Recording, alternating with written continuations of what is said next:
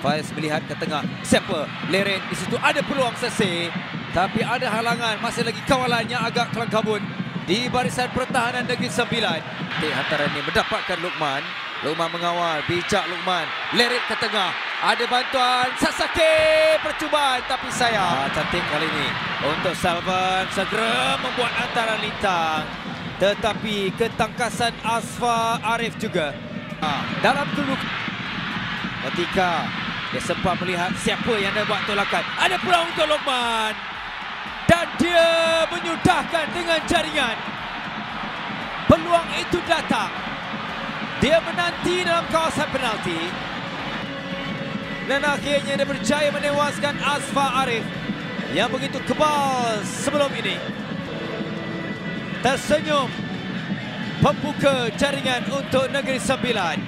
Kehilangan bola sebagaimana sedang berlaku ketika ini. Dorongan bahaya untuk Kelantan. Terlepas, Luqman tenang. Bijak dari Luqman. Terus mencipta peluang dan juga tambahan gol untuk Negeri Sembilan FC. Acahan ini sedikit sentuhan yang menyebabkan Asfa terlepas dan akhirnya disudahkan oleh Luqman Hakim. Dan juga agak terburu-buru tadi daripada Wan Amirul.